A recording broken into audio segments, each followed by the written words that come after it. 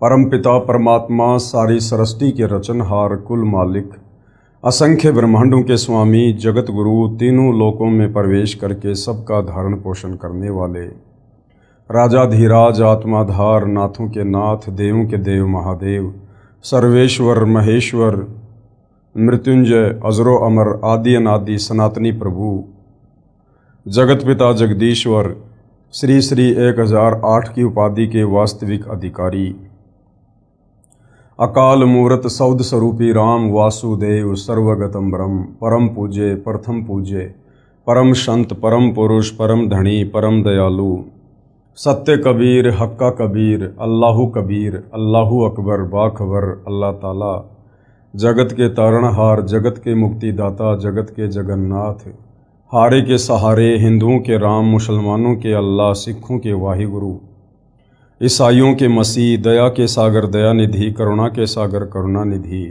स्वयंभू परिभू संकट मोचन कष्ट हरण मंगल करण दुख भंजन अविगत कबीर निर्विकार निर्विषम परमात्मा अलय अलेख सतगुरु आदि अनादि सतगुरु असली मर्यादा पुरुषोत्तम असली राम असली कृष्ण असली घनश्याम असली मुरारी राजाओं के राजा महाराजाओं के महाराजा शहंशाहों के शहंशाह सम्राटों के सम्राट भगवानों के भगवान अल्लाहों के अल्लाह प्रभुओं के प्रभु मसीहाओं के मसीह सच्चे वाहिगुरु बाबाओं के बाबा पीरों के पीर सेठों के सेठ जगत सेठ सावलसा सेठ सर्वगुण संपन्न अनंत कोटि कलाओं के स्वामी अनंत कोटि ब्रह्मांडों के नायक योगियों में महायोगी ध्यानियों में महाध्यानी सिद्धों में परम सिद्ध ज्ञानियों में तत्वज्ञानी ब्रह्म ज्ञानी महाज्ञानी परम ज्ञानी सर्वश्रेष्ठ ज्ञानी विज्ञानी युवा कबीर समर्थ कबीर असमवात अमित ओजा सच्चे रहनुमा करीम अल्लाह सुबहान अल्लाह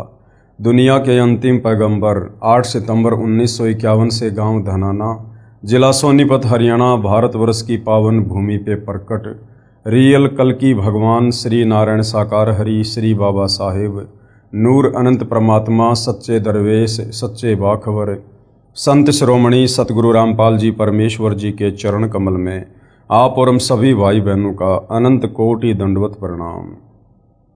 सत्साई भाई और बहनों, बहुत बड़ी दया बहुत बड़ी मेहर पूज्य गुरुदेव भगवान की परमेश्वर रामपाल जी की जिनके शुभ आशीर्वाद से विशेष आशीर्वाद से उनके सत्संगों का संग्रह पवित्र पुस्तक ज्ञान गंगा के ऊपर वीडियो बनाने की श्रृंखला जारी है। इसी श्रृंखला में आज हमारा ये 27वें नंबर का वीडियो है। प्रत्येक वीडियो में गुरुदेव भगवान के आशीर्वाद से हमें अध्यात्म के विषय में बहुत कुछ जानने और समझने को मिल रहा है और भक्ति करने में हमारी रुचि भी बढ़ रही है। भाई और बहनों, जब तक हम अपने पवित्र सदग्रंथों से धर्म ग्रंथों से परिचित नहीं होंगे कि हमारे धर्म के धर्म ग्रंथों में भक्ति और भगवान को लेकर अध्यात्म के विषय में क्या कुछ लिखा हुआ है, क्या कुछ संकेत है, तब तक हम भक्ति मार्ग पर दृढ़ होकर नहीं लग सकते हैं। हम कोई भी मर्यादा विशेष नहीं निभा सकते हैं और ना भक्ति करने में हमारी कोई विशेष रुचि बनेगी।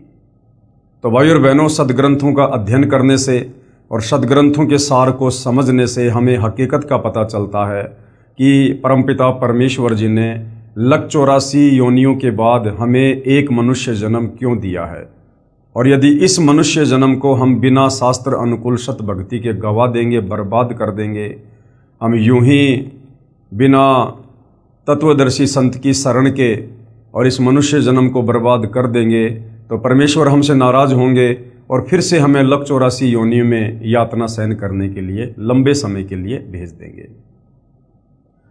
लेकिन भाई और बहनों, इन धर्म ग्रंथों को सदग्रंथों को समझना इतना आसान भी नहीं है, क्योंकि ये परमेश्वर के द्वारा बोले गए हैं और परमेश्वर की वाणी को परमेश्वर स्वयं ही आकर समझाते हैं, जीव के बस की बात नहीं है। इसीलिए तो पवित्र गीता जी अध्याय 4 श्लोक नंबर 34 में गीता का ज्ञान देने वाले काल ब्रह्म ने भी हाथ खड़े कर दिए कि अर्जुन, इस तत्व ज्ञान के विषय में मुझे भी कंप्लीट जानकारी नहीं है, अगर तुझे चाहिए तो किसी तत्वदर्शी संत की खोज कर ले। तो भाई और बहनों, आज हमारा सौभाग्य कि पृथ्वी पर वह तत्वदर्शी संत सतगुरु रामपाल जी के नाम से प्रकट हैं। तो भाई और बहनों, इन सदग्रंथों को समझने से पहले हमने सतगुरु रामपाल जी के द्वारा सत्संगों में सुनाई गई सृष्टि रचना को समझना पड़ेगा।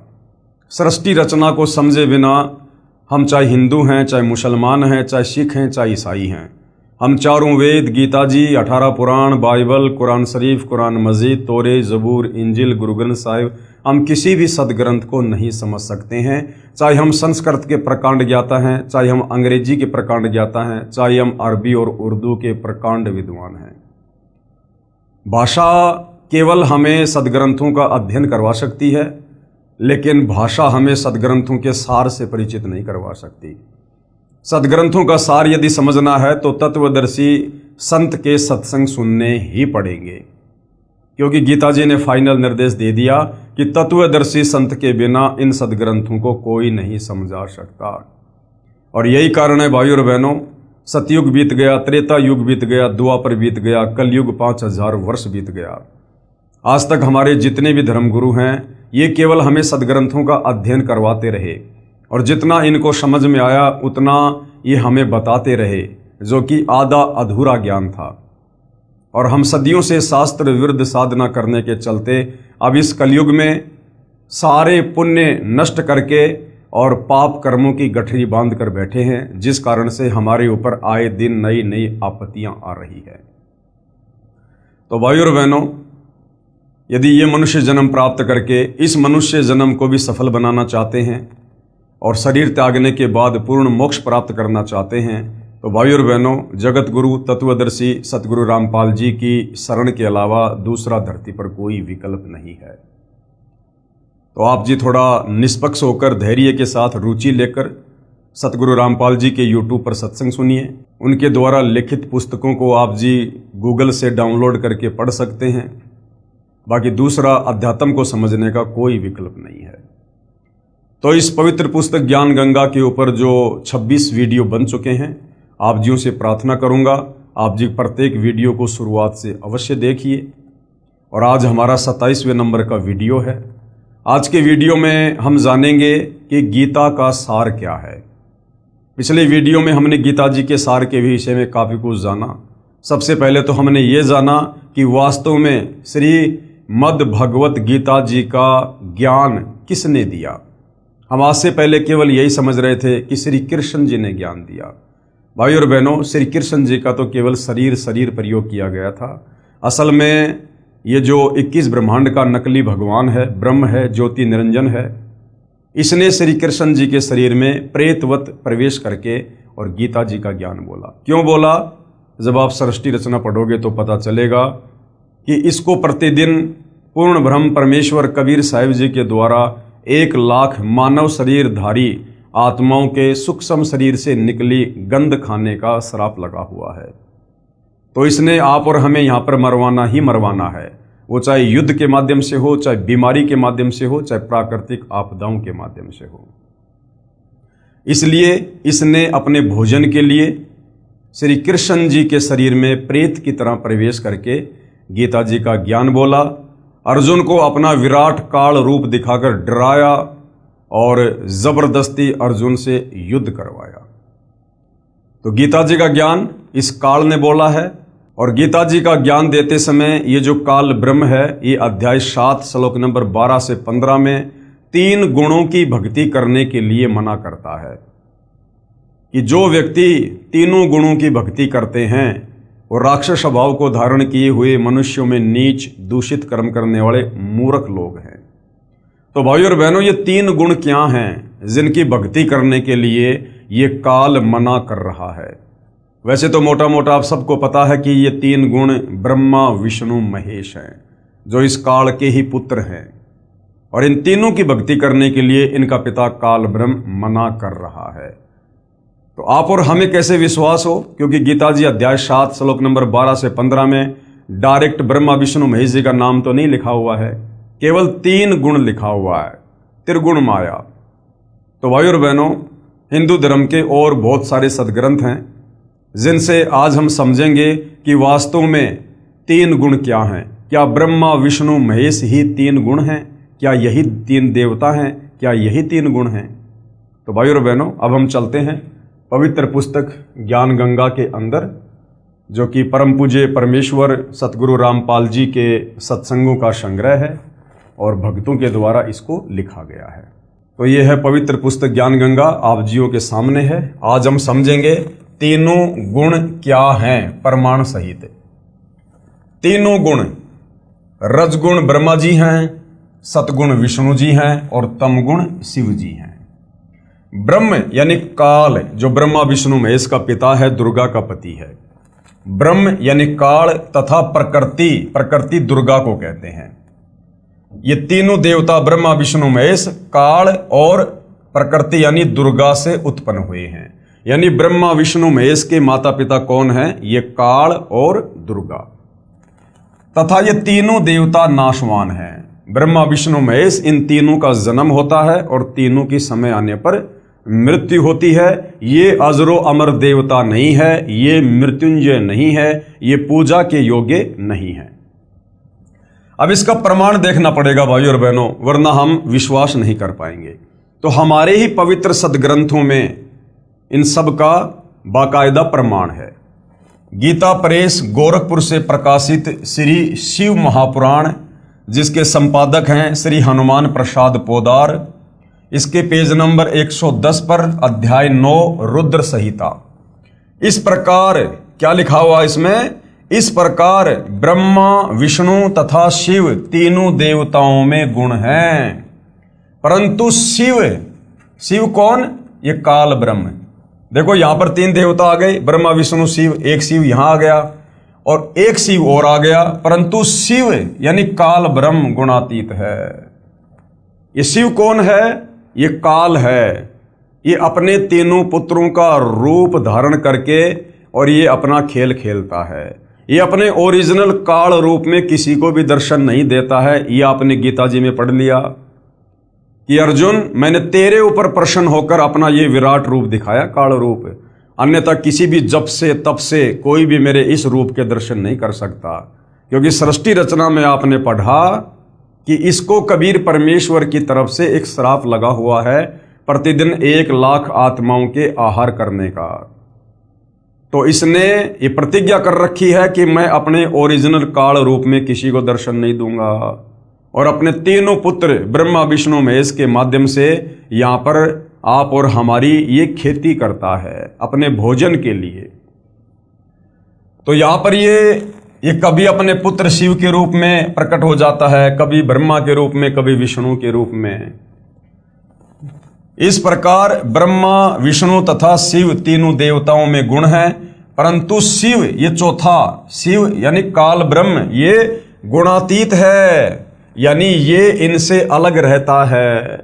दूसरा प्रमाण, अब हम चलते हैं दूसरे प्रमाण पर। दूसरा प्रमाण गीता प्रेस गोरखपुर से प्रकाशित श्री मद देवी भागवत पुराण, जिसके संपादक हैं श्री हनुमान प्रसाद पोदार, चिमनलाल गोस्वामी, तीसरा स्कंद अध्याय 5 पेज नंबर 123। अब यहां पर क्या लिखा हुआ है?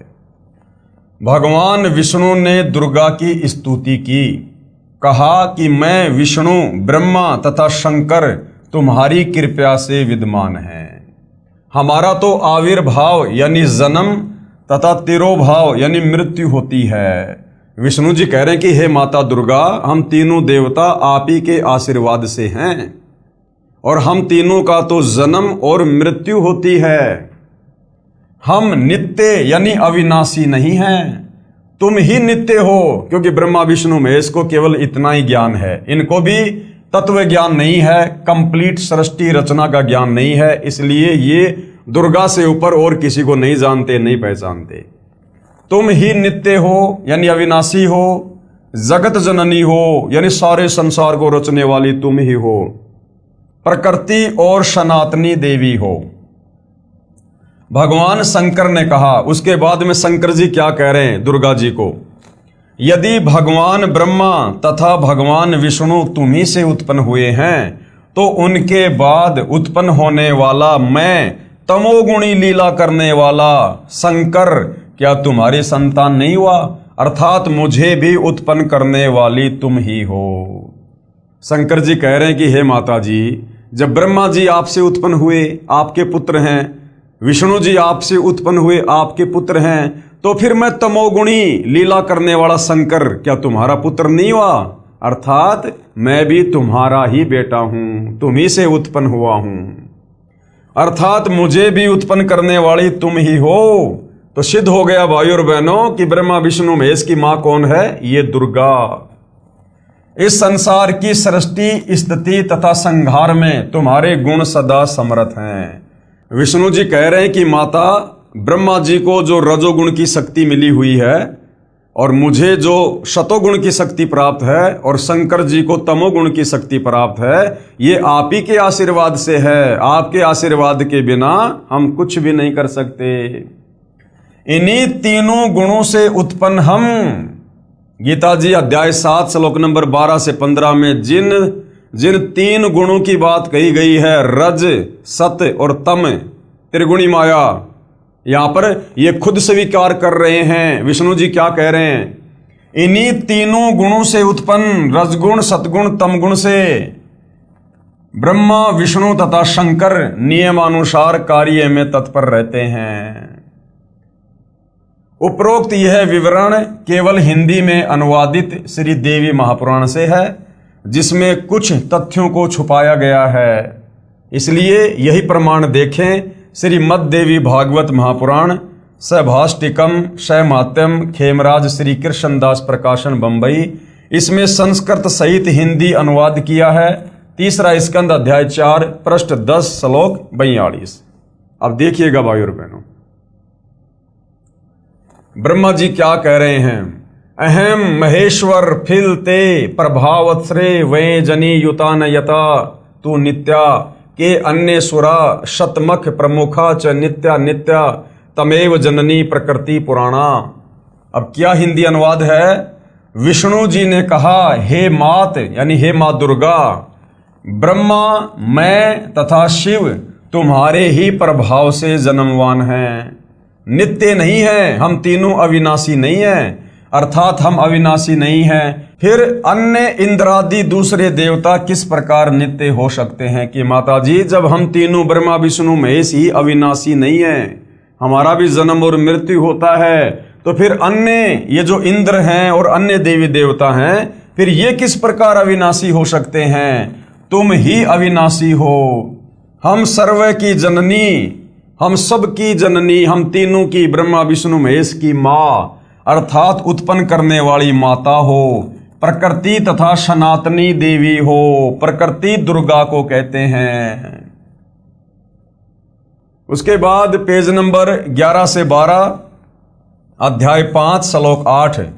यदि दया द्रमना न सदा अंबिके कथ अहम विहित च तमोगुण कमल जय रजोगुण संभव सुविहित किमु शतोगुणो हरि। अनुवाद है, भगवान शंकर बोले, हे मात, यदि हमारे ऊपर आप दया युक्त हो तो मुझे तमोगुण क्यों बनाया, और कमल से उत्पन्न ब्रह्मा को रजोगुण किस लिए बनाया, तथा विष्णु को शतोगुण क्यों बनाया, अर्थात जीवों के जन्म मृत्यु रूपी दुष्कर्म में क्यों लगाया। भाई और बहनों, हमने ये समझना है कि गीता अध्याय 7 श्लोक नंबर 12 से 15 में गीता का ज्ञान दाता ये काल ब्रह्म जिन तीन गुणों की भक्ति करने के लिए मना कर रहा है, वो तीन गुण क्या हैं? तो यहां पर क्लियर हो रहा है कि तीन गुण हैं, रजगुण ब्रह्मा, शतगुण विष्णु, तमगुण शंकर। ये खुद यहां पर बयान कर रहे हैं कि कमल से उत्पन्न ब्रह्मा को रजोगुण किस लिए बनाया तथा विष्णु को शतोगुण क्यों बनाया, अर्थात जीवों के जन्म मृत्यु रूपी दुष्कर्म में क्यों लगाया। और शंकर जी कह रहे हैं कि आपने मुझे तमोगुण क्यों बनाया। तो तीनों देवता ही तीनों गुण हैं, ब्रह्मा विष्णु महेश एक एक गुण युक्त हैं। रजगुण ब्रह्मा, सतगुण विष्णु, तमगुण शंकर जी। उसके बाद श्लोक नंबर 12, रमे से स्वपति पुरुष सदा तव गति नहीं विदम वे शिव। उसके बाद ये क्या कह रहे हैं अपनी माता जी को? अपने पति पुरुष अर्थात काल भगवान के साथ सदा भोग विलास करती रहती हो, आपकी गति कोई नहीं जान सकता। अर्थात ये दुर्गा इस काल की पत्नी है, दुर्गा इस काल की पत्नी है। और ब्रह्मा विष्णु महेश की मां कौन ही? दुर्गा। ब्रह्मा विष्णु महेश का पिता कौन? ये काल। तो आज से पहले तो भाइयों और बहनों इसी बात के ऊपर पर्दा पड़ा हुआ था कि ब्रह्मा विष्णु महेश नाशवान है या फिर ये अविनाशी हैं। तो अब हमारे धार्मिक सदग्रंथ ये क्लियर कर रहे हैं कि ब्रह्मा विष्णु महेश ये तीनों देवता नाशवान है, इनका जन्म और मृत्यु होता है, ये अविनाशी नहीं है, नित्य नहीं है। और इनकी माँ ये प्रकृति अर्थात दुर्गा है और इनका पिता काल भगवान है। फिर तीसरे स्कंद में क्या लिखा है? तीसरा स्कंद पेज नंबर 14 अध्याय 5 श्लोक 43। एक मेवा द्वितीयम यत ब्रह्म वेदा वदंती वै सा किम त्वम वाष्पेशो वा किम संदेह विनिवर्ते। अनुवाद, जो कि वेदों में अद्वितीय केवल एक पूर्ण ब्रह्म कहा है, क्या वह आप ही हैं या कोई और है? मेरी इस शंका का निवारण करें। ब्रह्मा जी की प्रार्थना पर देवी ने कहा। आपने सृष्टि रचना में सुना कि जब प्रथम बार समुद्र मंथन में इस काल के आदेश से दुर्गा ने ब्रह्मा जी को 4 वेद दिए। ब्रह्मा जी ने चारों वेदों को पढ़ा तो पता चला कि कोई ब्रह्म है, वो साकार है, तेजोमय शरीर है, नर आकार है। तो ब्रह्मा ने फिर अपनी माता दुर्गा से पूछा कि माता, ये ब्रह्म कौन है? वेदों में तो लिखा कि कोई ब्रह्म है, और मैं आपसे पूछा करता था कि मेरा पिता कौन है, तो आप कह दिया करती थी कि मैं तेरा पिता हूं, मैं तेरी मां हूं। लेकिन वेदों में तो ब्रह्म कोई और है। तब दुर्गा ने हकीकत बतानी पड़ी कि बेटा ब्रह्म है, लेकिन वो तुझे दर्शन नहीं देगा। तो यहां पर वही विवरण है जो कि वेदों में अद्वितीय केवल एक पूर्ण ब्रह्म कहा है। क्या वह आप ही हैं? ब्रह्मा कह रहा अपनी मां से कि वेदों में जो ब्रह्म है, क्या वो आप ही हैं या कोई और है? मेरी इस शंका का निवारण कीजिए। ब्रह्मा जी की प्रार्थना पर देवी ने क्या कहा? ये संस्कृत में लिखा हुआ है, हम सीधे अनुवाद पे चलते हैं। फिर देवी दुर्गा ने क्या कहा? देवी ने कहा, यह है सो मैं हूं। यानी जो वेदों में लिखा हुआ ना ब्रह्म, वो मैं ही हूं। जो मैं हूं सो ये है, और जो मैं तेरे सामने हूं वो ही वेदों में लिखा हुआ ब्रह्म है। मति के विभ्रम होने से भेद भासता है। यानी तेरे को मति भ्रम हो गया। मति भ्रम यानी तेरी बुद्धि ढंग से काम नहीं कर रही ब्रह्मा, इसलिए तेरे को ये भ्रम हो रहा है कि ब्रह्म कोई और है।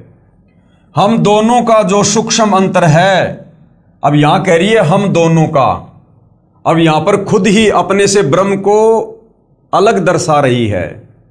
ऊपर तो कह रही है कि ये है सो मैं हूं, जो मैं हूं सो ये है, और नीचे क्या कह रही है? हम दोनों का जो सूक्ष्म अंतर है, इसको जो जानता है वही मतिमान अर्थात तत्वदर्शी है। नीचे खुद ही साबित कर रही है कि हां मैं अलग हूं और ब्रह्म अलग है, और कह रही है कि हम दोनों का जो सूक्ष्म अंतर है, यानी मुझे दुर्गा को और ब्रह्म यानी काल को जो दो अलग अलग साबित कर देगा, समझना वही तत्वदर्शी संत है।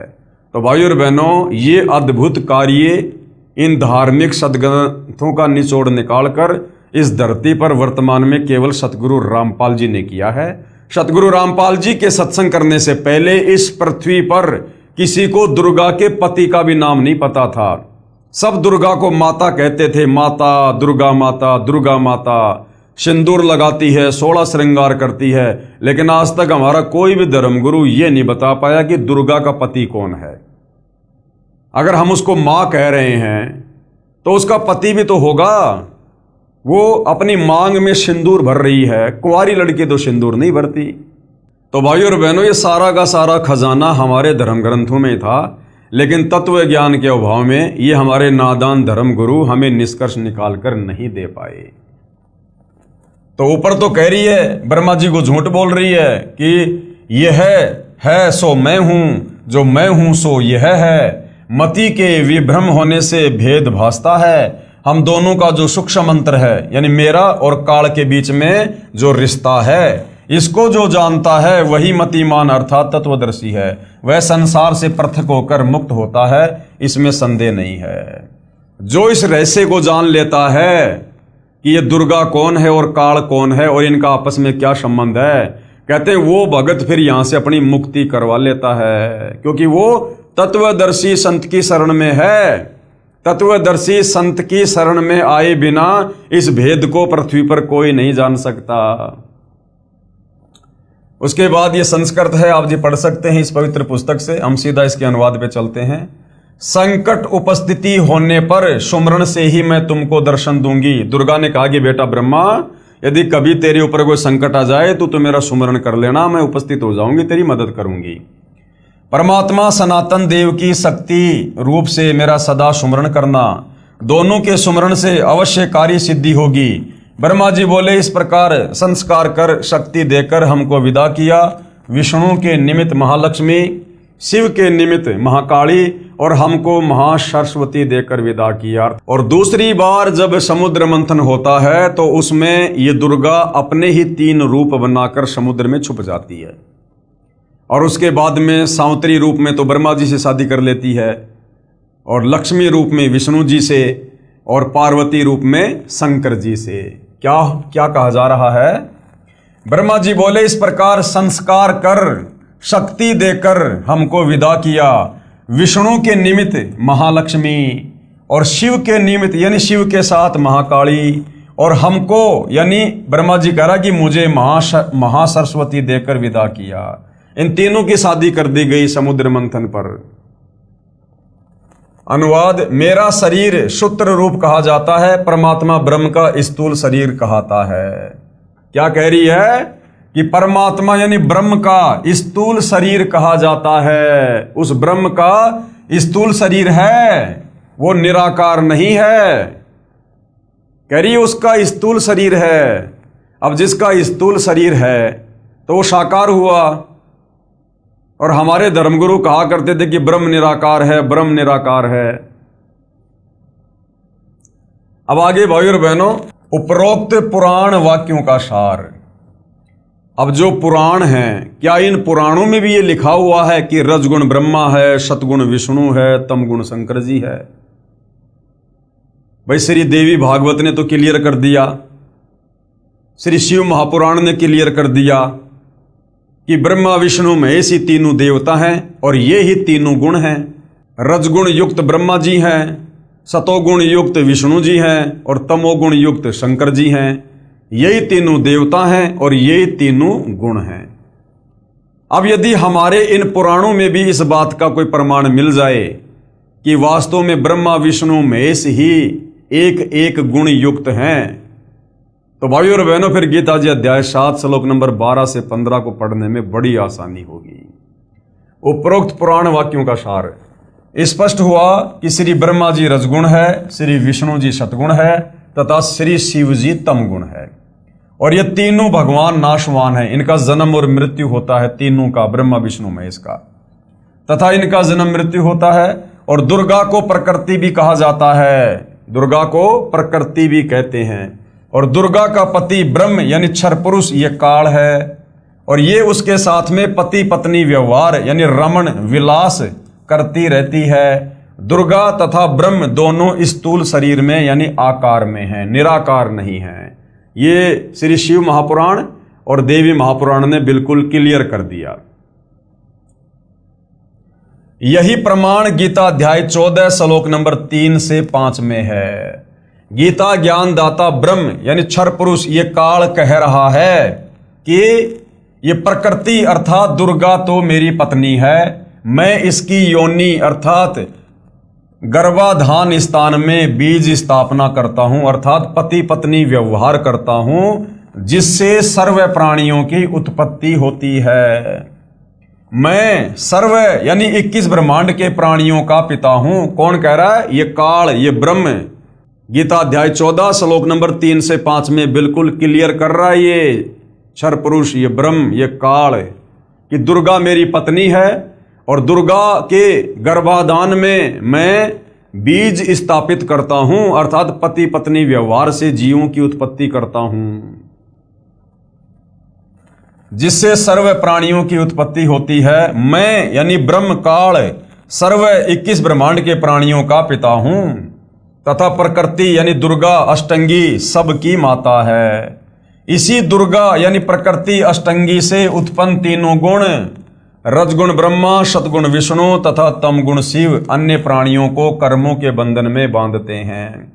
सृष्टि रचना में हमें गुरुदेव भगवान ने यही तो बताया कि दुर्गा से तीनों पुत्र ब्रह्मा विष्णु महेश की उत्पत्ति करके और उसके बाद काल ने दुर्गा से कहा कि दुर्गा, अब मैं किसी को भी अपने ओरिजिनल काल रूप में दर्शन नहीं दूंगा, और तीनों पुत्रों को मैंने एक एक गुण युक्त कर दिया है।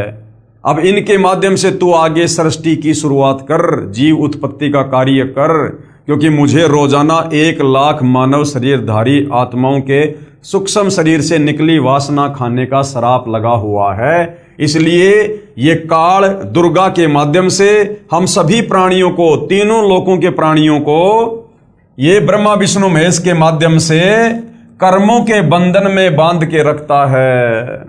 अब बताइए भाइयों और बहनों, जो ब्रह्मा विष्णु महेश अपने पिता काल ब्रह्म की खुराक तैयार करने के लिए आप और हमें कर्म बंधन में बांध के रखे हुए हैं, फंसा के रखे हुए हैं, और हम इन्हीं ब्रह्मा विष्णु महेश की पूजा करके सोच रहे हैं कि मेरा मोक्ष होगा, मेरा उद्धार होगा। कसाई बकरे और बकरियां ला रहा है काटने के लिए, और वो बकरे और बकरियां उस कसाई को अपना मालिक समझकर उसको प्यार से चाट रहे हैं। तो भैया बताओ फिर कैसे बात बनेगी? आगे देखिएगा, त्रिगुण माया यानी रजगुण ब्रह्मा जी, सतगुण विष्णु जी तथा तमगुण शिव जी, ये क्या है? ये त्रिगुण माया है। त्रिगुण माया जीव को मुक्त नहीं होने देते। ये ब्रह्मा विष्णु महेश, ये हम जीवों को काल के 21 ब्रह्मांड से मुक्त नहीं होने देते हैं, और मूर्ख जन समुदाय इन्हीं को परमात्मा मानकर पूजा में लगा हुआ है। इसलिए गीता 7 अध्याय 12 से 15 में इस काल ने इन तीनों देवताओं रजगुण ब्रह्मा, सतगुण विष्णु, तमगुण शंकर जी की भक्ति करने वालों को 4 गालियां दी हैं। त्रिगुण माया यानी 3 गुण, रजगुण सतगुण तमगुण। रजगुण कौन है? ब्रह्मा जी। सतगुण कौन है? विष्णु जी। और तमगुण कौन है? शंकर जी। जीव को मुक्त नहीं होने देते। पवित्र गीता जी के अध्याय 7 श्लोक नंबर 1 व 2 में ब्रह्म कह रहा है, ये काल कह रहा है कि अर्जुन, अब तुझे वह ज्ञान सुनाऊंगा जिसके जानने के बाद और कुछ जानना बाकी नहीं रह जाता। गीता अध्याय 7 श्लोक 12, गीता ज्ञानदाता ये ब्रह्म, ये काल कह रहा है कि तीनों गुणों से जो कुछ हो रहा है, अब समझ में आ गया होगा तीनों गुण कौन है? रजगुण ब्रह्मा, सतगुण विष्णु, तमगुण शंकर जी। तो गीता अध्याय 7 श्लोक नंबर 12 में ब्रह्मा विष्णु महेश का पिता ये काल खुद कह रहा है कि इन तीनों गुणों से, अर्थात इन तीनों देवताओं से, ब्रह्मा विष्णु महेश से जो कुछ हो रहा है वह मुझसे ही हुआ जान, क्योंकि सारा सब कुछ 21वें ब्रह्मांड में बैठकर ये काल ही इनमें प्रेरणा करके करवा रहा है अपने भोजन के लिए। जैसे रजगुण ब्रह्मा से उत्पत्ति करवाता है, सतगुण विष्णु से पालन पोषण स्थिति तथा तमगुण शिव से ये प्रलय अर्थात संहार कारण काल भगवान ही है। इन तीनों देवताओं के माध्यम से जो भी कुछ हो रहा है इसका मुख्य कारण कौन है? ये काल। फिर कहा है कि मैं इनमें नहीं हूं, क्योंकि काल बहुत दूर 21वें ब्रह्मांड में निज लोक में रहता है। इन तीनों को एक एक गुण से युक्त करके और एक ब्रह्मांड में 3 लोक, स्वर्ग, पृथ्वी और पाताल का जो है एक एक विभाग का मंत्री बना दिया, और ये खुद इनसे दूर 21वें ब्रह्मांड में रहता है। इसलिए क्या कह रहा है? फिर कहा है कि मैं यानी काल, मैं काल इनमें नहीं हूं, क्योंकि काल बहुत दूर 21वें ब्रह्मांड में निज लोक में रहता है, परंतु मन रूप में मौज काल ही मनाता है तथा रिमोट से सर्व प्राणियों तथा ब्रह्मा जी, श्री विष्णु जी व श्री शिव जी को यंत्र की तरह चलाता है। गीता बोलने वाला ब्रह्म यानी काल कह रहा है कि मेरे 21 ब्रह्मांडों के प्राणियों के लिए मेरी पूजा से ही शास्त्र अनुकूल साधना प्रारंभ होती है, क्योंकि चारों वेदों में और गीता जी में इस काल ब्रह्म तक की साधना का ही जिक्र है। तो ये काल कह रहा कि इस 21 ब्रह्मांड में यदि वास्तव में कोई सत भक्ति है तो मुझ काल से शुरू होती है, मुझ काल से। और इस काल की भक्ति की लास्ट उपलब्धि क्या है? ब्रह्मलोक। और ब्रह्मलोक में जाने के बाद थोड़े बहुत सुख भोगने के बाद फिर ये प्राणी वहां पर अपने पुण्यों को नष्ट करके पाप आधार से फिर नरक में भी जाता है। लक 84 योनि में गधा कुत्ता शोर भी बनता है और फिर जन्म और मरण के चक्कर में रहता है। अर्थात 21 ब्रह्मांड में काल की ओम नाम की साधना से श्रेष्ठ भक्ति और कोई नहीं है। ये ब्रह्मा विष्णु महेश की भक्ति ये काल खुद रिजेक्ट कर रहा है। क्या कह रहा है? गीता बोलने वाला ब्रह्म कह रहा है कि मेरे 21 ब्रह्मांडों के प्राणियों के लिए मेरी पूजा से ही शास्त्र अनुकूल साधना शुरू होती है जो वेदों में वर्णित है। मेरे अंतर्गत जितने भी प्राणी हैं उनकी बुद्धि मेरे हाथ में है। मैं केवल 21 ब्रह्मांडों में ही मालिक हूं। इसलिए गीता अध्याय 7 श्लोक नंबर 12 से 15 तक जो भी तीनों गुणों से, रजगुण ब्रह्मा से यानी जीवों की उत्पत्ति, सतगुण विष्णु जी से स्थिति तथा तम गुण शिव जी से संहार, जो कुछ भी हो रहा है उसका मुख्य कारण मैं ब्रह्म काल ही हूं। यानी करते हुए ये ब्रह्मा विष्णु महेश दिखाई दे रहे हैं, लेकिन असल में ये मेरे रिमोट से ही चल रहे हैं। ये तीन गुण इनको मैंने ही दिए हैं। तो ये कह रहा है कि जो भी मुख्य कारण है वो मैं हूं, काल। और ये ऐसा क्यों करता है? हमने सृष्टि रचना में पढ़ा, क्योंकि काल को 1 लाख मानव शरीरधारी प्राणियों के शरीर को मारकर मैल को खाने का शाप लगा हुआ है। यानी ये सूक्ष्म शरीर से निकली वासना को तपतशिला पर भून भून के खाता है। जो साधक यानी जो भगत मेरी यानी ब्रह्म की काल की साधना ना करके और त्रिगुणमयी माया यानी रजगुण ब्रह्मा जी, सतगुण विष्णु जी और तमगुण शिव जी की ही भक्ति करके थोड़े बहुत लाभ प्राप्त करते हैं, जिससे ज्यादा कष्ट उठाते रहते हैं। साथ में संकेत किया है कि इनसे ज्यादा लाभ मैं काल ब्रह्म दे सकता हूं। ये कह रहा कि ब्रह्मा विष्णु महेश की भक्ति साधना से तो मुझ काल की साधना लाख गुना उत्तम है। इनकी साधना करके तो तुम केवल थोड़े बहुत क्षणिक लाभ प्राप्त कर सकते हो, लेकिन मुझ काल ब्रह्म की ओम नाम की साधना जो गीता अध्याय 8 श्लोक नंबर 13 में है कि ओम इति एक अक्षर ब्रह्म व्यवहारण माम अनुस्मरण ये परियाति तजन देहम सयाति प्रमाम गतम। कि ब्रह्मा विष्णु महेश की भक्ति साधना से मुझ काल ब्रह्म की भक्ति साधना सर्वश्रेष्ठ है, जिससे तुम थोड़े बहुत ज्यादा ब्रह्मलोक में लाभ उठा सकते हो। परंतु ये मूर्ख साधक, काल क्या कह रहा है? परंतु ये मूर्ख भगत तत्व ज्ञान के अभाव से इन्हीं तीनों गुण रजगुण ब्रह्मा जी, सतगुण विष्णु जी, तमगुण शिव जी तक की साधना करते रहते हैं। लेकिन ये मूर्ख जन समुदाय तत्व ज्ञान के अभाव में और इन्हीं तीनों देवताओं को भगवान मानकर इन्हीं की पूजा करते रहते हैं। इनकी बुद्धि इन्हीं तीनों भगवानों तक सीमित है। इसलिए ये राक्षस स्वभाव को धारण किए हुए मनुष्यों में नीच शास्त्र विरुद्ध साधना रूपी दुष्कर्म करने वाले मूर्ख मुझे यानी काल ब्रह्म को भी नहीं भजते। यही प्रमाण गीता अध्याय 16 श्लोक नंबर 4 से 20 व 23-24 तक, अध्याय 17 श्लोक 2 से 14 तथा 19 व 20 में भी है। यानी ये ब्रह्मा विष्णु महेश का पिता काल ब्रह्म इन तीनों देवताओं ब्रह्मा विष्णु महेश की भक्ति ना करने की सलाह दे रहा है। विचार करें भाई और बहनों, ब्रह्मा विष्णु महेश की भक्ति करने वाले कौन कौन हुए हैं और कैसा उनका स्वभाव था। रावण ने भगवान शिव को मृत्युंजय अजरो अमर सर्वेश्वर मानकर भक्ति की, क्योंकि तत्व ज्ञान रावण को भी नहीं था। 10 बार शीश काटकर समर्पित कर दिया शंकर जी के चरणों में, जिसके बदले में युद्ध के समय 10 शीश रावण को प्राप्त हुए, परंतु मुक्ति नहीं हुई, क्योंकि मुक्ति तो ब्रह्मा विष्णु महेश की नहीं है, तो इनकी भक्ति से इनके भक्तों को कैसे मिलेगी। और राक्षस कहलाया, तमोगुणी शंकर का भगत रावण क्या कहलाया फिर? राक्षस। इसलिए गीता अध्याय 7 श्लोक नंबर 12 से 15 में काल कह रहा है कि जो इन्हीं तीनों गुणों की भक्ति पर लगे रहते हैं वो राक्षस स्वभाव को धारण किए हुए मनुष्यों में नीच दूषित कर्म करने वाले मूर्ख मुझ काल की भक्ति भी नहीं करते।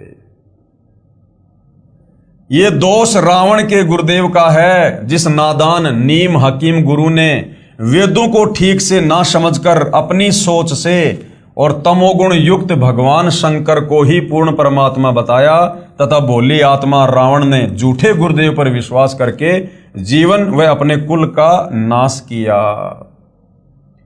दूसरा उदाहरण, इन तीनों गुणों की भक्ति क्यों नहीं करनी चाहिए ब्रह्मा विष्णु महेश की। एक भस्मागिरी नाम का भगत था, जिसने शिवजी तमोगुण को ही इष्ट मानकर यानी भगवान मानकर शीर्षासन क्या होता है, ऊपर को पैर नीचे को शीश करके 12 साल तक साधना की।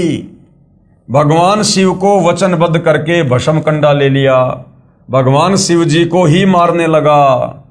उद्देश्य क्या था कि भस्म कंडा प्राप्त करके भगवान शिव जी को मारकर पार्वती जी को पत्नी बनाऊंगा। इसको कहते हैं राक्षस स्वभाव को धारण किए हुए मनुष्यों में नीच। ये भस्मागिरी तमोगुणी शंकर को अपना भगवान मानकर उसकी भक्ति कर रहा है, उसके घर के आगे 12 साल तक ऊपर को पैर नीचे को सिर करके भक्ति कर रहा है। और मन में क्या दोष था कि शंकर जी के पास में एक वो कड़ा था, उस कड़े की क्या विशेषता थी, वो कड़ा हाथ में लेकर जिसके सर के ऊपर रखकर कह दो भस्म, वो तुरंत राख हो जाता था। तो भस्मागिरी ने सोचा कि भगवान शंकर को प्रसन्न करके ये भस्म कंडा ले लूं, उसके बाद सबसे पहले शंकर जी को खत्म करूंगा और शंकर जी की जो पत्नी है पार्वती उससे शादी करूंगा। अब बताइए, इसको कहते हैं राक्षस स्वभाव धारण किया हुआ मनुष्यों में नीच। यानी ब्रह्मा विष्णु महेश की भक्ति करने वालों को सद्बुद्धि नहीं आ सकती। उद्देश्य यह था कि भस्म कंडा प्राप्त करके भगवान शिव जी को मारकर पार्वती जी को पत्नी बनाऊंगा।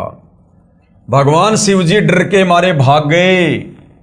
फिर श्री विष्णु जी ने उस भस्मासुर को गंडस्त नाच नचाकर उसी भस्म कंडे से भस्म किया और वो विष्णु जी का रूप बनाकर उस समय भाई और बहनों कबीर परमात्मा जी स्वयं आए थे।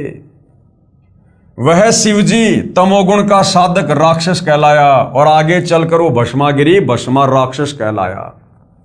उसके बाद हिरण्यकशिपु ने भगवान ब्रह्मा जी रजोगुण की साधना की तथा राक्षस कहलाया, अपने बेटे भगत प्रहलाद का दुश्मन हो गया और भगवान ने नरसिंह रूप धारण करके उसकी छाती फाड़नी पड़ी अपने भगत की। अर्थात तीनों गुणों की भक्ति करने वाले साधकों की ये दशा है भाई और बहनों। तो सोचो, वर्तमान में हम जो भक्ति कर रहे थे या दुनिया तत्व ज्ञान के अभाव में ब्रह्मा विष्णु महेश को परमात्मा मानकर भक्ति कर रही है, तो उनके साथ क्या होगा। एक समय आज सन 2006 से लगभग 335 साल पहले हरिद्वार में हर की पैड़ियों पर शास्त्र विधि रहित साधना करने वालों के कुंभ पर्व की परबी का संयोग हुआ। यानी तीनों गुणों के उपासक ब्रह्मा विष्णु महेश के भगत हरिद्वार में हर की पैड़ियों पर कुंभ के मेले में गए नहाने के लिए। वहां पर सभी ये त्रिगुण उपासक यानी ब्रह्मा विष्णु महेश के उपासक, रजगुण ब्रह्मा, सतगुण विष्णु, तमगुण शंकर के भगत, ये महात्मा जन स्नानार्थ यानी नहाने के लिए पहुंचे। गिरी, पुरी, नाथ, नागा आदि भगवान श्री शिव जी तमोगुण के उपासक तथा वैष्णव भगवान श्री विष्णु जी सतोगुण के उपासक प्रथम स्नान करने के कारण नागा तथा वैष्णव साधुओं में घोर युद्ध हो गया। श्री शंकर जी और श्री विष्णु जी के भक्तों में आपस में युद्ध हो गया कि पहले हम नहाएंगे प्रथम स्नान को लेकर। और क्या हुआ फिर, लगभग 25,000 त्रिगुण उपासक यानी ब्रह्मा विष्णु महेश के वो उपासक आपस में लड़ के मृत्यु को प्राप्त हुए, काट दिया एक दूसरे को। अब बताओ, जो व्यक्ति जरा सी बात पर नरसंहार कत्ले आम कर देता है, क्या वो साधु है? वो साधु है या फिर राक्षस? स्वयं विचार करो। इसलिए काल कह रहा है कि जो इन तीनों गुणों की भक्ति करता है वो राक्षस स्वभाव को धारण किया हुआ मनुष्य में नीच दूषित कर्म करने वाला मूर्ख है। आम व्यक्ति भी कहीं स्नान कर रहे हों और कोई व्यक्ति आकर कहे कि मुझे भी कुछ स्थान नहाने के लिए देने की कृपया करें, शिष्टाचार के नाते कहते हैं कि आओ आप भी स्नान कर लो। इधर उधर होकर आने वाले को स्थान दे देते हैं। और ये ब्रह्मा विष्णु महेश के भगत कहलाने वाले, इनको तो आम सांसारिक लोगों से ज़्यादा सदाचारी और शिष्टाचारी होना चाहिए। लेकिन एक छोटी सी बात को लेकर, सबसे पहले नहाने की बात को लेकर ब्रह्मा विष्णु महेश के भक्तों में आपस में इतना भयंकर झगड़ा हुआ, 25,000 ये साधु संत महात्मा आपस में कट कट के मर गए लड़ाई झगड़ा करके। तो ये प्रतिफल है ब्रह्मा विष्णु महेश की भक्ति का। इसलिए पवित्र गीता जी अध्याय 7 श्लोक 12 से 15 में कहा है कि जिनका मेरी त्रिगुणमयी माया यानी रजगुण ब्रह्मा जी, सतगुण विष्णु जी और तमगुण शिव जी की पूजा के द्वारा ज्ञान हरा जा चुका है, वे केवल मान बढ़ाई के भूखे राक्षस स्वभाव को धारण किए हुए मनुष्यों में नीच अर्थात आम व्यक्ति से भी नीचे गिरे हुए स्वभाव वाले और दुष्कर्म करने वाले मूर्ख मेरी भक्ति भी नहीं करते। काल कह रहा है कि मेरी भक्ति भी नहीं करते, कह रहा है कि ब्रह्मा विष्णु महेश से अच्छा तो मेरी भक्ति कर लो, थोड़े बहुत लाभ तो ठीक ठाक मिल जाएंगे। गीता जी अध्याय 7 श्लोक नंबर 16 से 18 तक पवित्र गीता जी के बोलने वाला ब्रह्म प्रभु कह रहा है कि मेरी भक्ति यानी ब्रह्म साधना भी 4 प्रकार के भगत करते हैं। कौन? एक तो अर्थार्थी। अर्थार्थी कौन होता है? जो धन लाभ चाहने वाले हैं, जो वेदों के अनुसार भक्ति करते हैं। मकसद क्या होता है? धन प्राप्ति। जो वेद मंत्रों से ही जंत्र मंत्र हवन आदि करते रहते हैं। दूसरा है आरत। आरत कौन होता है? जो संकट निवारण के लिए वेदों के मंत्रों का जंत्र मंत्र हवन आदि करते रहते हैं। तीसरा है जिज्ञासु भगत। जिज्ञासु कौन होता है? जो परमात्मा के ज्ञान को जानने की इच्छा रखने वाले, केवल ज्ञान संग्रह करके फिर खुद ही गुरु बन जाते हैं, वक्ता बन जाते हैं तथा दूसरों में ज्ञान श्रेष्ठता के आधार पर उत्तम बनकर, ज्ञानवान बनकर अभिमानवश भक्तिहीन हो जाते हैं। और चौथा है ज्ञानी। ज्ञानी कौन? वे भगत जिनको ये ज्ञान हो गया कि मानव शरीर बार बार नहीं मिलता, इससे भगवान की साधना नहीं बन पाई तो जीवन व्यर्थ हो जाएगा। फिर वेदों को पढ़ा, जिनसे ज्ञान हुआ कि ब्रह्मा विष्णु शिव तीनों गुणों व ब्रह्म क्षर पुरुष तथा परब्रह्म अक्षर पुरुष से ऊपर पूर्ण ब्रह्म की ही भक्ति करनी चाहिए, अन्य देवताओं की नहीं। उन ज्ञानी अच्छी आत्माओं को मैं अच्छा लगता हूं तथा मुझे वे इसलिए अच्छे लगते हैं कि वे तीनों गुणों रजगुण ब्रह्मा, सतगुण विष्णु तथा तमगुण शिव जी से ऊपर उठकर मेरी ब्रह्म साधना तो करने लगे, कम से कम ओम नाम का जाप तो करने लगे वेदों से निकाल कर, जो अन्य देवताओं से अच्छी है। परंतु वेदों में जो ओम नाम है, जो केवल इस ब्रह्म साधना का मंत्र है, इस काल का ही मंत्र है, उसी को वेद पढ़ने वाले विद्वानों ने अपने आप ही विचार विमर्श करके पूर्ण ब्रह्म का मंत्र जानकर वर्षों तक साधना करते रहे। प्रभु प्राप्ति हुई नहीं, अन्य सिद्धियां प्राप्त हो गई। ओम मंत्र से और तप करने से सिद्धियां आ जाती हैं, क्योंकि पवित्र गीता अध्याय 4 श्लोक 34 तथा पवित्र यजुर्वेद अध्याय 40 मंत्र 10 में वर्णित तत्वदर्शी संत नहीं मिला। भाई तत्वदर्शी संत बताएगा कंप्लीट भक्ति विधि, इस काल की भी वास्तविक भक्ति विधि क्या है, अक्षर पुरुष की भक्ति विधि क्या है और परम अक्षर ब्रह्म कबीर देव का वास्तविक मंत्र क्या है। तो इन ज्ञानी आत्माओं को तत्वदर्शी संत मिला नहीं, जो पूर्ण ब्रह्म की साधना 3 मंत्र से बताता है। इसलिए ज्ञानी भी इस ब्रह्म काल की भक्ति करके जन्म मृत्यु के चक्कर में ही रह गए। इसलिए गीता अध्याय 7 श्लोक नंबर 18 में कह रहा है कि मेरी साधना भी, मेरी भक्ति भी अनुत्तमाम अर्थात घटिया है, अश्रेष्ठ है। अब कौन था इस काल की भक्ति करने वाले? अब भाइयों और बहनों, इस काल ब्रह्म की ओम नाम की साधना करने वाले कौन कौन साधक हुए हैं और क्या उनको उपलब्धि हुई? एक ज्ञानी अच्छी आत्मा महर्षि चुनक जी ने वेदों को पढ़ा तथा एक पूर्ण प्रभु की भक्ति का मंत्र ओम जानकर इसी नाम के जाप से वर्षों तक साधना की। एक मानधाता चक्रवर्ती राजा था। चक्रवर्ती राजा उसे कहते हैं जिसका पूरी पृथ्वी पर शासन हो। उसने अपने अंतर्गत राजाओं को युद्ध के लिए ललकारा, एक घोड़े के गले में चिट्ठी बांधकर सारे राज्य में घुमाया, शर्त ये थी कि जिसने राजा मानधाता की गुलामी अर्थात अधीनता स्वीकार ना हो उसे युद्ध करना पड़ेगा। वह इस घोड़े को पकड़कर बांध ले। किसी ने घोड़ा नहीं पकड़ा। महर्षि चुनक जो इस बात का पता चला कि राजा बहुत अभिमानी हो गया है, कहा कि मैं इस राजा के युद्ध को स्वीकार करता हूं। और युद्ध शुरू हो गया। मानधाता राजा के पास 72 करोड़ सेना थी। उसके 4 भाग करके एक भाग 18 करोड़ सेना से महर्षि चुनक पर आक्रमण कर दिया। दूसरी ओर महर्षि चुनक जी ने अपनी साधना की कमाई से यानी ओम नाम की कमाई से 4 बम बना लिए तथा राजा की चारों भाग सेना का विनाश कर दिया। यानी 72 करोड़ सेना को चुनक ऋषि ने समाप्त कर दिया।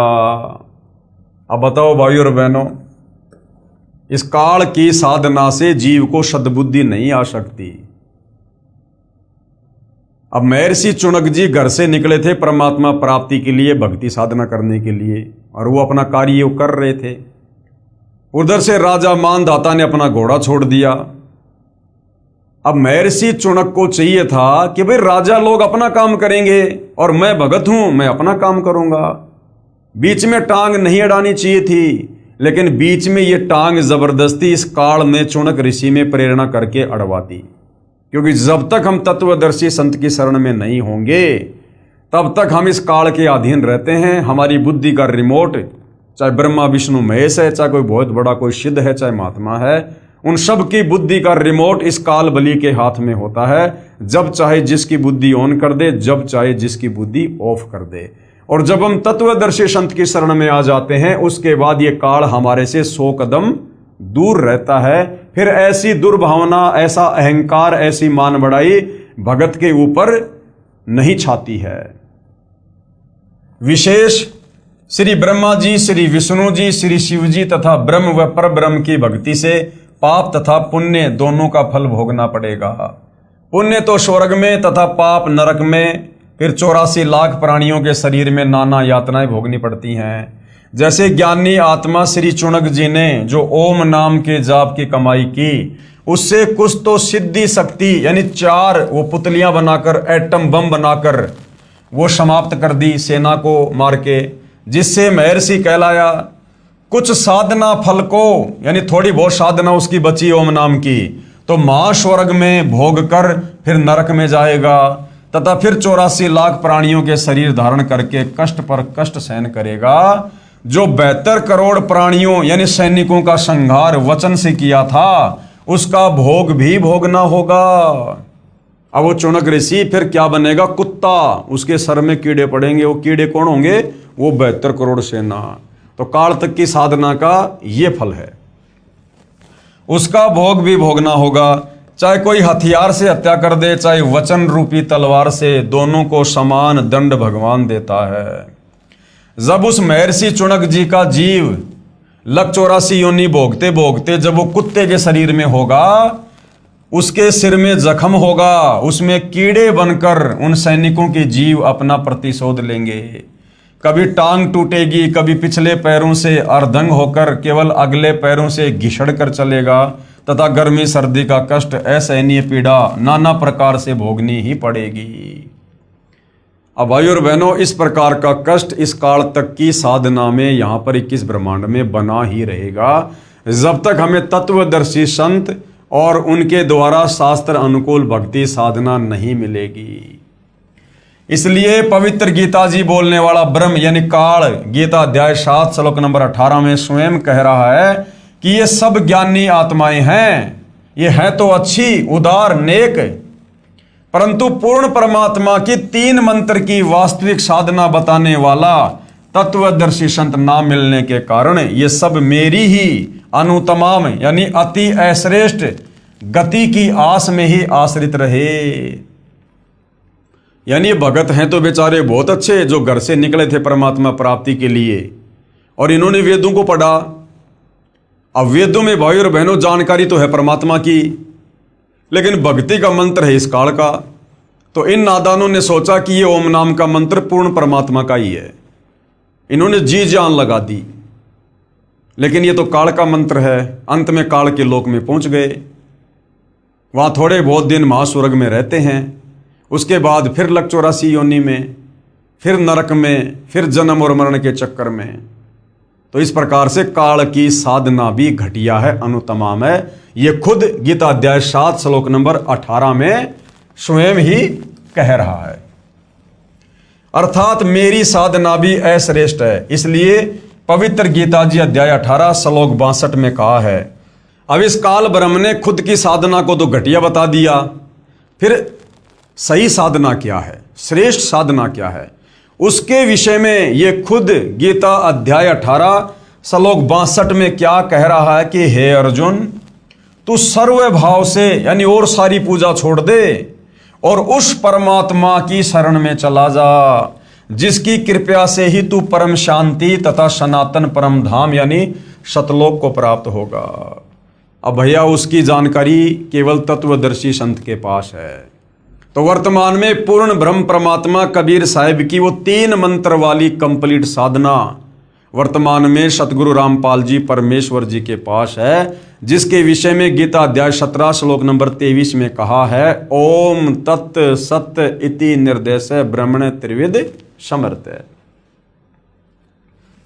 पवित्र गीता जी को श्री कृष्ण जी के शरीर में प्रेतवत प्रवेश करके ब्रह्म अर्थात काल ने बोला। फिर कई वर्षों बाद पवित्र गीता जी तथा पवित्र चारों वेदों को महर्षि वेद व्यास जी के शरीर में भूत की तरह प्रवेश करके स्वयं ये ब्रह्म क्षर पुरुष द्वारा लिपि पद भी स्वयं ही किए हैं। इनमें परमात्मा कैसा है, कैसे उसकी भक्ति करनी है तथा क्या उपलब्धि होगी, ज्ञान तो पूर्ण वर्णन है, परंतु पूजा की विधि यानी जो मंत्र हैं वो केवल इस ब्रह्म क्षर पुरुष काल तक के हैं, अर्थात ज्योति निरंजन काल तक की ही है।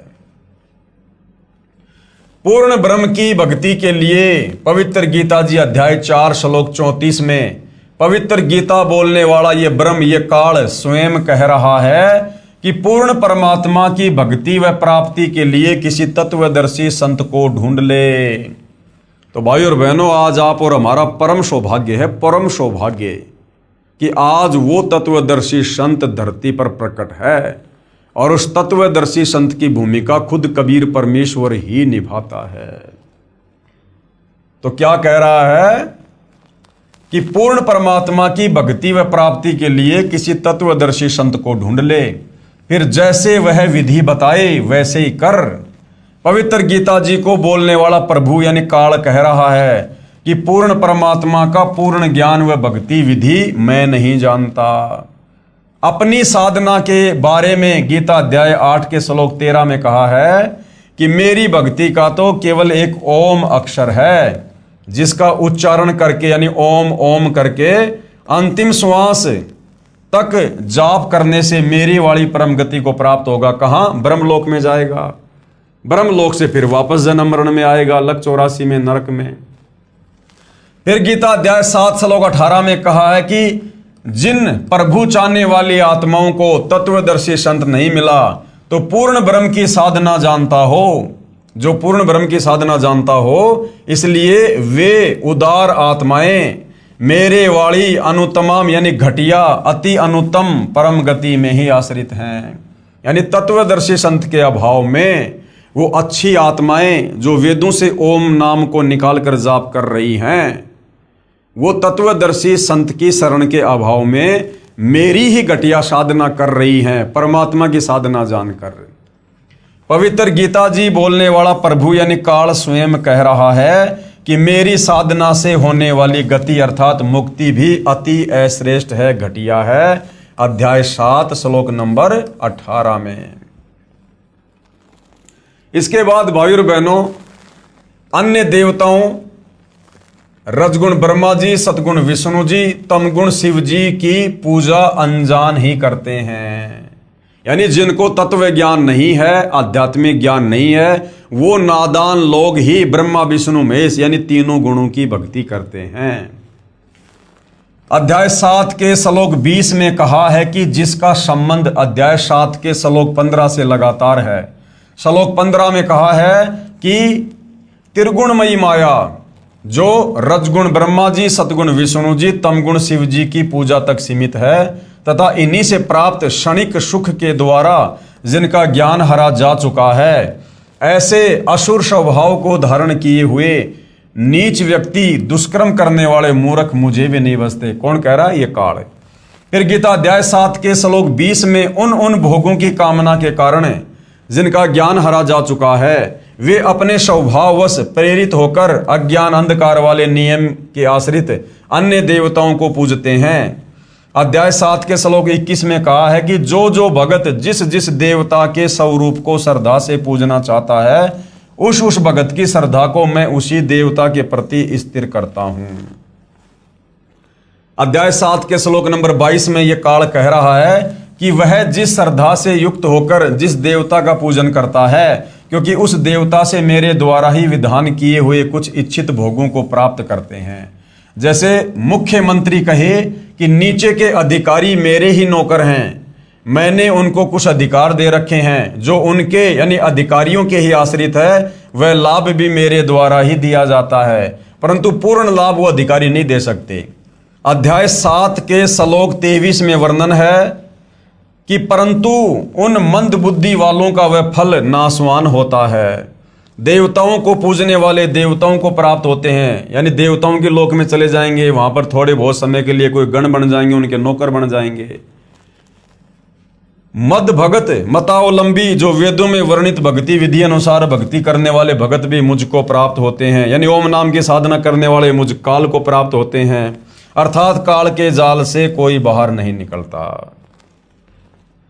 यानी भाई और बहनों, ये काल कह रहा है कि जो व्यक्ति मेरी भक्ति ना करके और इन अन्य देवी देवताओं की भक्ति पर लगे हुए हैं, उन मूर्खों को ये नहीं पता कि उन देवी देवताओं की भक्ति करने के चलते जो थोड़े बहुत सुख यानी लाभ उनको प्राप्त होते हैं, जैसे थोड़े बहुत समय के लिए स्वर्ग में चला गया, फिर नरक में, छोटे मोटे काम यहां पर हो गए सिद्ध, तो ये काल कह रहा कि वो लाभ भी मेरी शक्ति से ही उन भक्तों को मिल रहे हैं।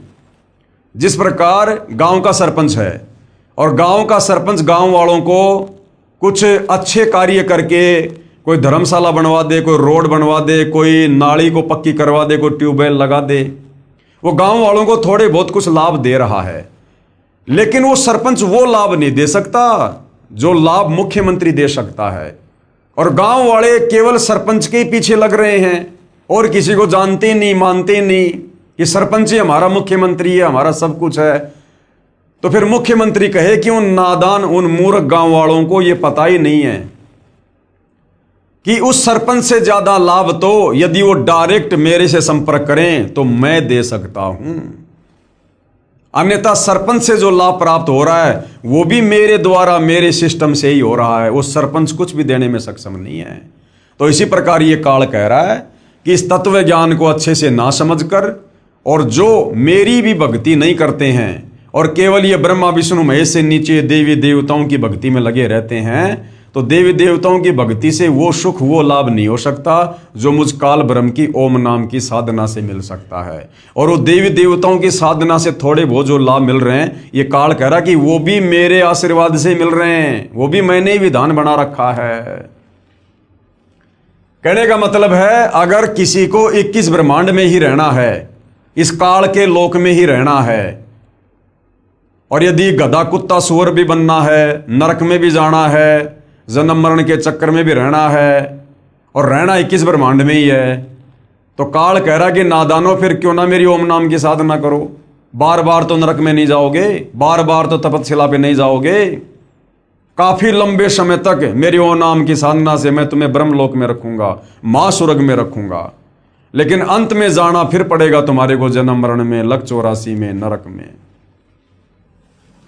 विशेष अध्याय 7 के श्लोक 20 से 23 में कहा है कि वे जो भी साधना किसी भी पितर की, भूत की, देवी देवताओं आदि की पूजा स्वभाववश करते हैं, जैसे हम श्राद्ध निकालते हैं तो श्राद्ध निकालना ये भूतों की पूजा है। मैं ब्रह्म काल ही उन मंद बुद्धि लोगों, भक्तों को उसी देवता के प्रति आसक्त करता हूं। वे नादान भगत देवताओं से जो लाभ पाते हैं, मैंने काल ने ही देवताओं को कुछ शक्ति दे रखी है, उसी के आधार पर उनके यानी देवताओं के पुजारी देवताओं को प्राप्त हो जाएंगे। लेकिन रहेंगे काल के जाल में। परंतु उन मंद बुद्धि भक्तों की वह पूजा 84 लाख योनियों में शीघ्र ले जाने वाली है, यानी ज्यादा समय तक वो स्वर्ग में नहीं रह सकते। देवी देवताओं की पूजा करने वाले स्वर्ग में अपना पुण्य भोग के फिर तुरंत लक 84 में चले जाएंगे। तथा जो मुझे यानी काल को भजते हैं वे तपतशिला पर फिर मेरे महास्वर्ग ब्रह्मलोक में चले जाएंगे और उसके बाद जन्म मरण में ही सदा रहेंगे। मोक्ष प्राप्त नहीं होगा, 21 ब्रह्मांड से बाहर नहीं निकल सकते काल की ओम नाम की साधना करते करते। भावार्थ है कि देवी देवताओं व ब्रह्मा विष्णु शिव तथा माता से भगवान ब्रह्म की साधना अधिक लाभदायक है। यानी ब्रह्मा विष्णु महेश दुर्गा और नीचे के देवी देवताओं से इस काल की ओम नाम की भक्ति अच्छी है। यानी लंबे समय तक महास्वर्ग में रहोगे, ब्रह्मलोक में रहोगे, लेकिन आना फिर पड़ेगा।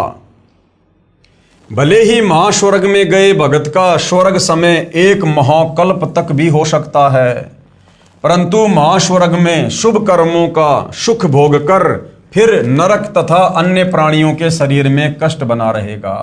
पूर्ण मोक्ष नहीं, अर्थात कालजाल से मुक्ति नहीं।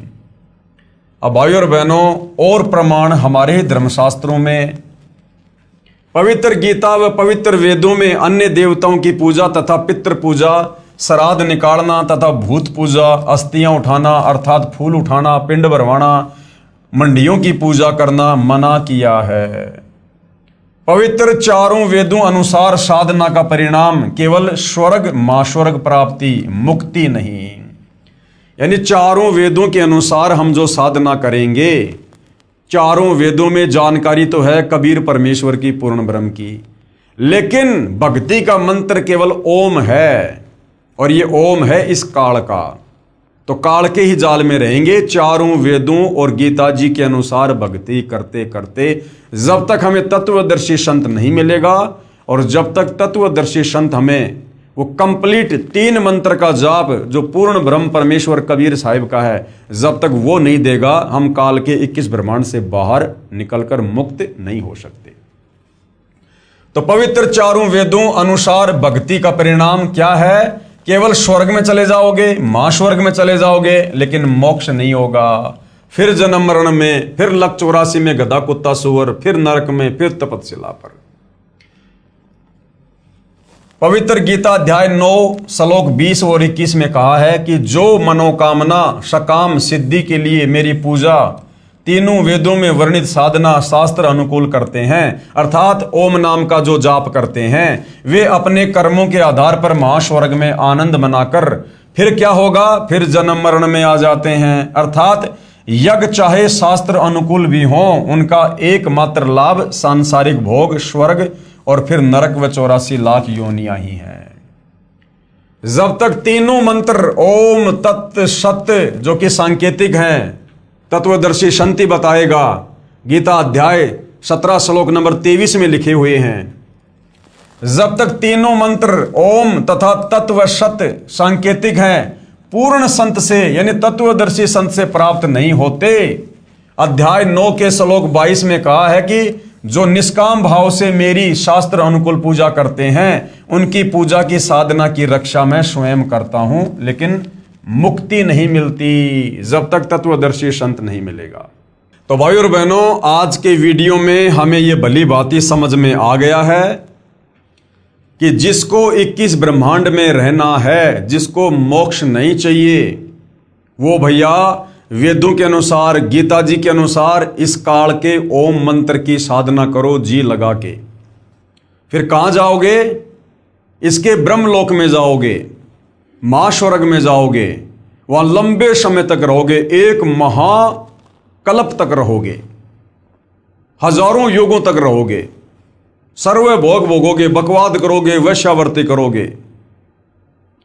उसके बाद जब हमारी ओम नाम की कमाई खत्म हो जाएगी, जब हमारा रिचार्ज खत्म हो जाएगा, ये काल हमें वहां से नीचे उठा के पटक देगा। जैसे यहां से हमारी मृत्यु हो जाती है, ऐसे वहां मृत्यु हो जाएगी। फिर कहां जाएगा वो? जितने समय उसने वो महास्वर्ग भोगा है, उतना ही समय फिर वो नरक भी भोगेगा, लक 84 योनि में भी जाएगा, ये है इस काल की वेदों में वर्णित ओम नाम की साधना का फल। और जिसको पूर्ण मोक्ष चाहिए, 21 ब्रह्मांड से जिसको पार होना है सदा सदा के लिए, जिसको परम सुख चाहिए, वो भैया गीता जी अध्याय 4 श्लोक नंबर 34 में वर्णित तत्वदर्शी संत की शरण में आकर उसके बताए अनुसार साधना करेगा, जिसका यहां से पूर्णतया छुटकारा होगा। और ये काल कह रहा है कि मेरे जो 3 बेटे हैं ब्रह्मा विष्णु महेश, जिनको त्रिगुणी मयी माया का नाम दिया गया है, जो एक एक गुण युक्त हैं, रजगुण ब्रह्मा, सतगुण विष्णु, तमगुण शंकर। तो ये काल जो इनका पिता है ब्रह्म, ये खुद गीता अध्याय 7 श्लोक 12 से 15 में कह रहा है कि जो इन तीनों गुणों की भक्ति करते हैं ब्रह्मा विष्णु महेश की, वो राक्षस स्वभाव को धारण किए हुए, यानी राक्षस जैसा उनका स्वभाव होता है, कुछ भी उल्टा सीधा कर सकते हैं, कोई नियम मर्यादा नहीं है। मनुष्यों में नीच दूषित कर्म करने वाले, शराब वो पीते, मांस वो खाते, जुआ वो खेलते, चोरी वो करते, गंदी नजर वो रखते, और मूर्ख इसलिए कहा कि उनको तत्व ज्ञान नहीं है। तत्व ज्ञान के बिना ये लोग ब्रह्मा विष्णु महेश की भक्ति कर रहे हैं। तो ब्रह्मा विष्णु महेश की भक्ति करने वालों को पवित्र गीता जी अध्याय 7 श्लोक 12 से 15 में ब्रह्मा विष्णु महेश का पिता खुद 4 गालियां दे रहा है, 4 गालियां। तो भाई और बहनों, ये पवित्र शास्त्र सब कुछ समझा रहे हैं, इनमें सब कुछ लिखा हुआ है। बस तत्व ज्ञान के अभाव में हमारे नादान धर्म गुरु, जो केवल संस्कृत भाषा के ज्ञाता थे, लेकिन तत्व ज्ञान के अभाव से इन धर्मशास्त्रों का निष्कर्ष निकालकर हमें नहीं बता पाए, और हमें शास्त्र अनुकूल साधना से दूर रखा, जिस कारण से हमारे पूर्वज आज वो प्रेत योनि में है, भूत योनि में है, और आज उनकी तृप्ति के लिए आप और हमारे से श्राद्ध निकलवाए जा रहे हैं, उनके लिए भोजन बनवाया जा रहा है। अरे भैया, यदि वो स्वर्ग में बैठे, उनकी मुक्ति हो गई, तो क्या स्वर्ग में भोजन नहीं है क्या भोजन भी यहां से भेजना पड़ेगा? और साल में 16 दिन श्राद्ध निकाल के क्या उनकी 365 दिन की भूख समाप्त हो जाएगी क्या? ये भी हमारे को मूर्ख बना रखा है।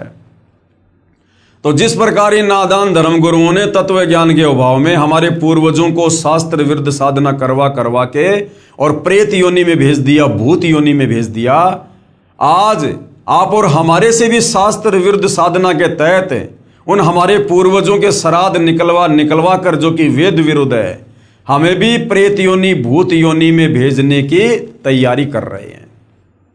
तो भाई, ये वर्तमान के शिक्षित भगत समाज के ऊपर है कि आप जी ने इस काल बलि के अंडर में रहकर, इस काल बलि के अधीन जो शक्तियां हैं, आपने उन्हीं की साधना करनी है और इस काल बलि के जाल में फंसे रहना है, या फिर आपने गीता अध्याय 4 श्लोक 34 के अनुसार तत्वदर्शी संत सतगुरु रामपाल जी की शरण में आकर उनके बताए अनुसार भक्ति करके सदा सदा के लिए, यानी युगों युगों से हम जो यहाँ पर तपतशिला का कष्ट, नरक का कष्ट, महानरक का कष्ट, 184 योनियों का कष्ट, जन्म मरण और बुढ़ापे का कष्ट भोग रहे हैं, क्या हम इससे बाहर निकलना चाहते हैं? क्या उस परम धाम, शाश्वत स्थान, सतलोक को प्राप्त करना चाहते हैं? क्या सदा सदा के लिए अजरो अमर अविनाशी होना चाहते हैं? सर्व सुख भोगना चाहते हैं? तो उसके लिए वही तत्वदर्शी सतगुरु रामपाल जी की शरण में आकर उनके बताए अनुसार आजीवन मर्यादा में रहकर भक्ति करनी पड़ेगी। दूसरा कोई विकल्प नहीं है। हाँ, मान बढ़ाई और अहंकार वश आप जो मर्जी कर लो, कुछ भी कर लो, यहाँ पर कोई किसी का हाथ नहीं पकड़ेगा, कोई किसी को जबरदस्ती भक्ति नहीं करवा पाएगा। लेकिन फिर ये शरीर छूटने के बाद क्या होगा, फिर क्या क्या कष्ट भोगने पड़ेंगे, वो हमारे धर्मशास्त्र भली भांति बता रहे हैं। तो भाई और बहनों, आज आप और हमारा सौभाग्य उन तमाम आत्माओं का जो समय रहते सतगुरु रामपाल जी परमेश्वर जी की शरण में आकर शास्त्र अनुकूल भक्ति कर रहे हैं। और भाई और बहनों, हमारे द्वारा ये थूक बिलोना अर्थात ये वीडियो बना बना के समझाना केवल इसलिए है कि आप हमारे भाई बहन हो। हम सब एक परमेश्वर कबीर साहिब के बच्चे हैं और हम सब अपनी नादानी के चलते सतलोक से इस काल के चक्कर में यहाँ पर आए हुए हैं और यहाँ हम असहनीय कष्ट भोग रहे हैं। ये मनुष्य जन्म प्राप्त करके थोड़े बहुत हमें पूर्व जन्म की भक्ति के आधार से सुख हो जाते हैं। कोई सरकारी अफसर बन जाता है, कोई अधिकारी बन जाता है, कोई बिजनेसमैन बन जाता है, कोई मंत्री बन जाता है और सोचते हैं कि हम जो ये साधना कर रहे हैं ब्रह्मा विष्णु महेश की, देवी देवताओं की, बस इसी साधना से हमारे ठाट बाट हो रहे हैं। ये हमारी बहुत ही छोटी सोच है, हमारी आध्यात्मिक ज्ञानहीनता है। ये काल हमें मनुष्य जन्म देकर मूर्ख बना देता है, थोड़े बहुत सुख देकर। ये ना भूलो, इस मनुष्य जन्म से पहले हम गधे थे, कुत्ते थे, सुअर थे, गोबर खा रहे थे, लेटरिन खा रहे थे। हमें कोई गाड़ियों में नहीं घुमाता था, हमें कोई सुबह सुबह चाय बिस्कुट दूध नाश्ता फल फ्रूट नहीं देता था, कोई हमें पहनने को कपड़े नहीं देता था, नहाने को पानी नहीं मिलता था। ऊपर से असहनीय कष्ट, गर्मी सर्दी बरसात ओले आंधी भूख प्यास सब कुछ सहन करनी पड़ रही थी। तो भाई और बहनों, ये जानकारी देने के लिए कबीर परमात्मा स्वयं सतलोक से चलकर तत्वदर्शी संत की भूमिका करके हमें सृष्टि रचना समझाते हैं कि जो गलती हम नादानों ने सतलोक में की थी, हमें वो गलती याद दिलाते हैं। और जो तत्वदर्शी संत की बातों पर यकीन कर लेता है, शास्त्रों से सर्व प्रमाण देखकर वो अपना जीवन फिर से सफल कर लेता है। इसलिए भाई और बहनों, आप जियों तक ये जानकारी पहुंचाई जा रही है। तो आज के वीडियो में केवल इतना ही। कल परमेश्वर के आशीर्वाद से फिर सेवा में हाजिर होंगे। यदि ज्ञान समझ में आ रहा है तो अविलंब सतगुरु रामपाल जी से नाम दीक्षा प्राप्त करें और मुक्ति के मार्ग में आगे बढ़ें। तो भाई और बहनों, आज के वीडियो में केवल इतना ही। पूज्य गुरुदेव भगवान हम सबको आशीर्वाद दें, सद्बुद्धि दें, हमारा मार्गदर्शन करें, हमें आज्ञा दें। बंदी छोड़ सतगुरु रामपाल जी परमेश्वर जी की जय हो।